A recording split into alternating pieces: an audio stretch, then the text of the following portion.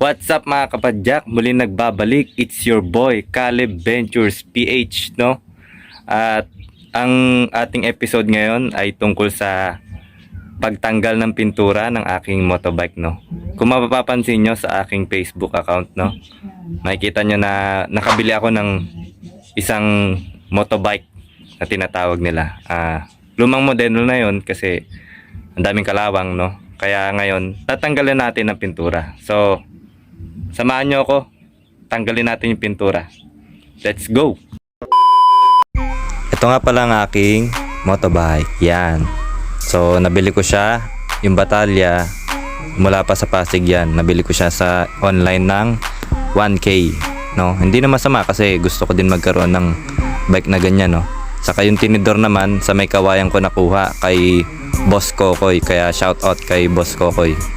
Yan. So ngayon, babaklasin muna natin siya. Super baklas in 3, 2, 1.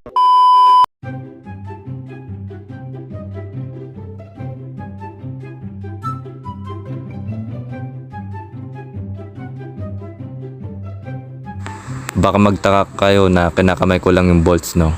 Malawag na talaga yan, niluwagan ko kasi nilinis ko siya nung nakaraan, no?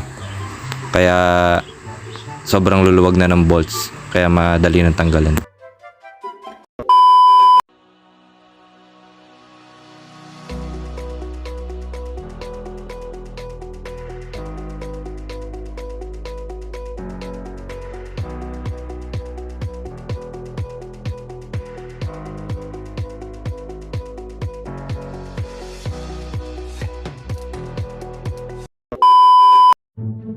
Sa pagtanggal ng pintura, gumamit ako ng strip saw.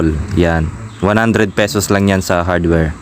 Kumuha lang kayo ng isang Tupperware na hindi na ginagamit at toothbrush. Pwede rin paintbrush pero wala kasi akong mahanap na paintbrush. Medyo nagtitipid tayo, no?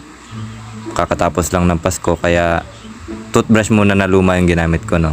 DIY. Yan. Simulan na natin yung pagpahid ng strip saw sa katawan ng bike. Oo nga pala, iwasan yung mapatakan o matalsikan kayo sa balat ng strip saw kasi makati siya. Ayan, tinitiis ko lang yung kati niyan kanina pero tumatalsik-talsik na. Mas maigi na mag-gloves kayo. Huwag nyo akong gayahin.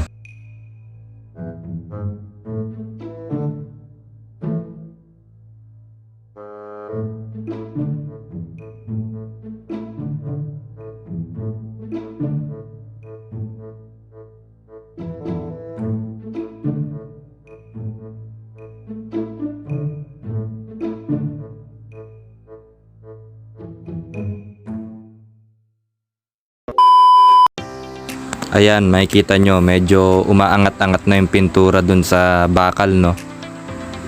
Wag nyo hawakan yan kasi nga makate. Pabayaan nyo lang siya ng 30 minutes tapos basain nyo na siya ng tubig. Tapos kuskusin nyo.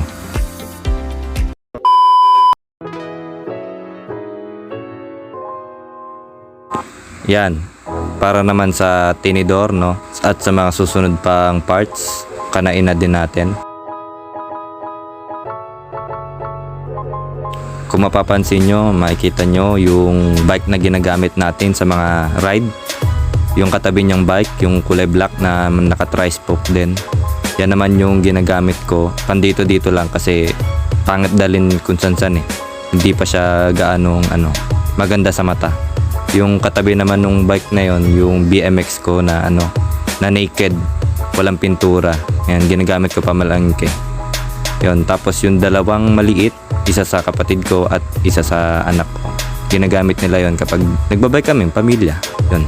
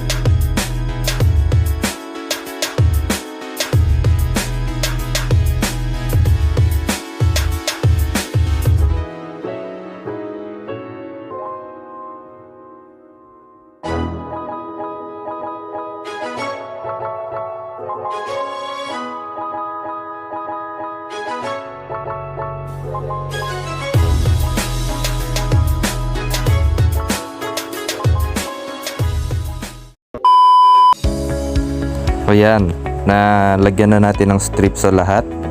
Hayaan lang natin siya ng 30 minutes para umangat yung mga pintura niya, no. Saka natin linisan mamaya, kuskusin natin tapos kaskasin yung mga pinturang umangat, no. Kapag hindi naman gaano umangat yung pintura, pwede pa kayong magpahid ulit ng strip sole, no.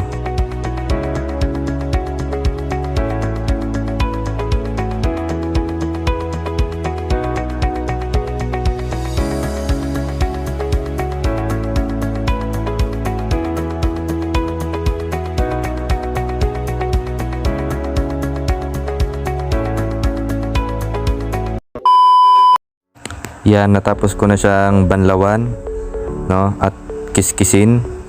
Kitang-kita nyo naman, tanggal na yung mga pintura niya. Yan, lumabas na yung bakal.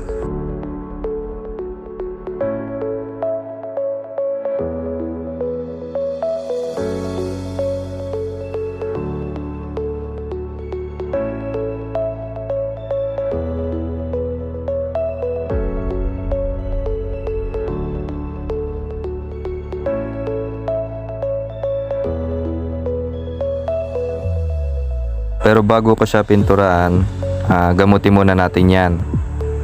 At saka, yan, no, mamasilya natin yan sa susunod na vlog, no.